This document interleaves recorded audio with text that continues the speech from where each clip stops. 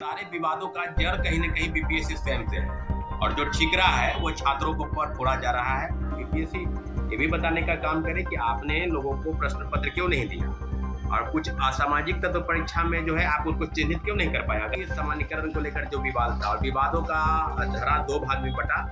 कुछ शिक्षक जिनको आप रंगा सियार गुरु घंटाल आदि कह सकते हैं, उन्होंने इस आंदोलन को अपने फेवर में करने के लिए इसको दो भागों में बांटा और पूरी तरीके से जो नाटक और नौटंकी था।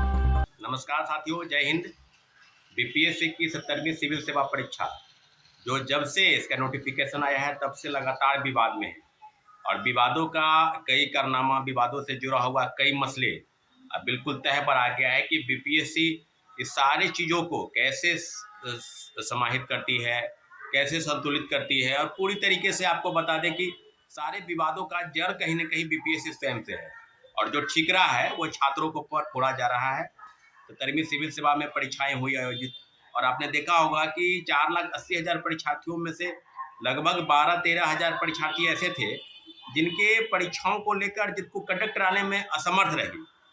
उसको प्रश्न आपने नहीं दिया, कितने बजे दिया, कोई लोग बोले कि 12:30 तक नहीं मिला था, कई लोग बोले कि 12:15 के बाद वो कह रहे थे कि आप बैठिए आपको मिल जाएगा। तो कई विवाद हैं इसको लेकर जो चीज़ें सामने आई है। और फिर आपने देखा हो कि आर्थिक अपराधिकारी ने एक प्रेस कॉन्फ्रेंस भी किया। उस प्रेस कॉन्फ्रेंस में स्पष्ट तौर पर आर्थिक अपराधिकारी कह रही है कि हम जो है पटना के 3 कोचिंग संस्थान उस पर हम कार्रवाई करने जा रहे हैं। और कोचिंग संस्थान कौन है, शायद खुलासा तो कार्रवाई के बाद ही पता चलेगा, लेकिन ये हम पिछले 1 साल 1.5 साल से सुन रहे हैं शिक्षक बहाली के पहले से। आपको बताते चले कि 66वें बीपीएससी के समय में भी औरंगाबाद के एक परीक्षा केंद्र से प्रश्न पत्र आउट हुआ था और 108 कट ऑफ चला गया। परीक्षाएं वहाँ के रद्द की गई दोबारा और पूरी तरीके से। और फिर उसके बाद आपने याद होगा उसके पहले भी कई लोग बता रहे थे कि 46वीं के समय में भी एक किसी परीक्षा केंद्र पर धांधली की शिकायत मिली थी और बीपीएससी ने उस परीक्षा केंद्र की जो परीक्षाएं उसको रद्द की थी। और आज पुनः जो बापू परिसर परीक्षा केंद्र में हुआ है उसके तहत सारी चीज़ों का ठिकरा और कई चीज़ें कहे जा रही कि 50-60 लोगों को हिरासत में लिया जाएगा, चिन्हित किया जा रहा है, वीडियो फुटेज देखा जा रहा है, मीडिया में बाइट जो दे रहे हैं उनको कई तरह से प्रतिबंधित करने का कि परीक्षा में 5 साल वो बैठ नहीं पाएंगे और कई तरह की चीज़ें बीपीएससी बता रही है। लेकिन बीपीएससी ये भी बताने का काम करे कि आपने लोगों को प्रश्न पत्र क्यों नहीं दिया और कुछ असामाजिक तत्व परीक्षा में जो है आप उसको चिन्हित क्यों नहीं कर पाया। अगर आपको लग रहा था कि परीक्षार्थी के रूप में वो असामाजिक तत्व है, जाहिर सी बात है जब किसी लोगों को प्रश्न पत्र नहीं मिलेगा 11:55 पर क्वेश्चन बुकलेट और ओएमआर शीट दोनों उसको मिलना प्रोवाइड कराना है, वो नहीं मिलेगा 5 मिनट 10 मिनट। लेकिन आप कह रहे हैं कि सुनियोजित तरीके से कौन ये चाल चल रहा है सारे मसलों पर बीपीएससी में धांधली सेटिंग हो। और जो आर्थिक अपराधिकारी की टीम और जो एडीजी लॉ एंड ऑर्डर जो है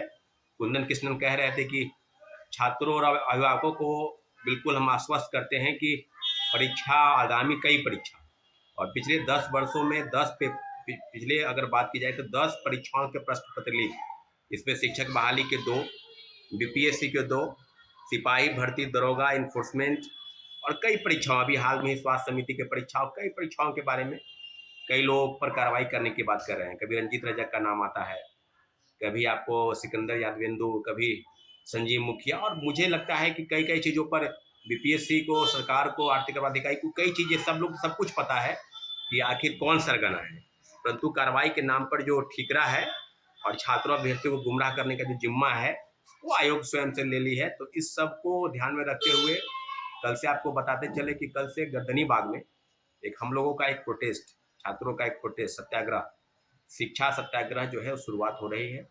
इसलिए आप सभी से आग्रह है कि इस सत्याग्रह में आप शामिल होइए और पूरी जोर शोर से बीपीएससी द्वारा और कई बिहार की एजेंसी है जो परीक्षा में धांधली सेटिंग में लगी रहती है और इसमें कई कोचिंग माफिया, शिक्षा माफिया और कई जगह के जो रैकेट चलाने वाले लोग हैं उसको इसमें शामिल किया गया है पूरी तरीके से कि आप शामिल होइए और पूरा अकूत संपत्ति जमा कर लीजिए।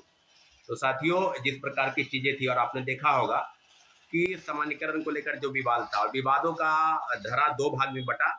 कुछ शिक्षक जिनको आप रंगा सियार गुरु घंटाल आदि कह सकते हैं, उन्होंने इस आंदोलन को अपने फेवर में करने के लिए इसको दो भागों में बांटा और पूरी तरीके से जो नाटक और नौटंकी था उनका आपके सामने, हम लोग के सामने, शिक्षकों के सामने, छात्रों के सामने उनका जो एक अलग रूप है वो दिखाई दे दिया कि बिल्कुल वो सामान्यीकरण के पक्ष में थे और नाटक करने के, क्योंकि जो प्रोटेस्ट बुलाया गया था वो छात्रों का प्रोटेस्ट था और प्रोटेस्ट को एक अलग रूप रंग देने का उन्होंने प्रयास किया। पूरी तरीके से क्रेडिट लेने का जो होड़ था वो क्रेडिट लेने का प्रयास कर रहे थे। उसका भी जो है पूरा डाटा, पूरा खाका जो है खिंच गया है कि क्या आगे होगा। लेकिन इतना जरूर है कि छात्रों अभ्यर्थियों को कोई गुमराह नहीं कर सकता। छात्र अभ्यर्थी बिल्कुल समझ रहे हैं कि हमारी जो डिमांड है, जो 2 डिमांड को लेकर प्रयास था कि डेट को एक्सटेंड करना चाहते, क्योंकि जो प्रोटेस्ट के दौरान लोगों को चोट लगी, सैकड़ों अभ्यर्थी छात्र छात्राएं घायल थे, किन्हीं के पैर में चोट लगा था, किन्हीं के हाथ में, और कई चीजें थी कि एक मन में जो दिमाग में जो उपापोह की स्थिति थी सामान्यकरण को लेकर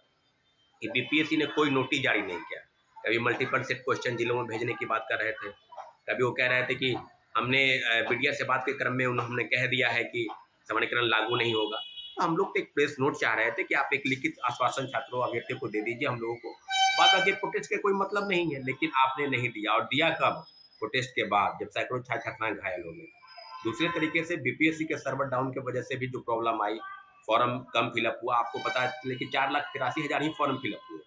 और उसके बाद किस तरह की चीजें सामने आई, आपने कहा कि अंतिम समय में नहीं था सर्वर डाउन, ने पूरा जो चीज है, पूरा जो ठिकरा है वो छात्र अभ्यर्थियों को ऊपर ही फोड़ा जाएगा। ये बीपीएससी की तरफ से तैयारी चल रही है। सारे चीजों को ध्यान में रखते हुए छात्र अभ्यर्थी एकजुट होकर सत्याग्रह करने के लिए तैयार है। शिक्षा सत्याग्रह हम लोग की बात है, और जो ट्विटर का कैंपेनिंग चलेगा उसके लिए भी बढ़ चढ़ कर हिस्सा लेना है साथियों। तो आप लोगों का स्वागत है, बिल्कुल आप लोग आइए और अपनी लड़ाई के लिए एकजुट होकर सरकार के समक्ष लोकतांत्रिक तरीके से अपनी लड़ाई लड़नी है, बैठना है और सरकार से आग्रह करना है कि जो धांधली सेटिंग इस प्रदेश में, इस देश में परीक्षा माफिया, शिक्षा माफिया, कोचिंग माफिया मिलकर कर रहे हैं, तो बिल्कुल जायज नहीं है। इसको खत्म किए जाने की जरूरत है। कानून भले ही बना है, लेकिन कानून जो है वो सिर्फ कागज में ही न रहकर जमीनी हकीकत से कितना वास्ता है, इसको देखने की जरूरत है। निश्चित रूप से हम लोग की लड़ाई लंबी है, हम लोग एकजुट होकर आगे अपनी लड़ाई को लड़ेंगे। ठीक है साथियों, धन्यवाद, जय हिंद।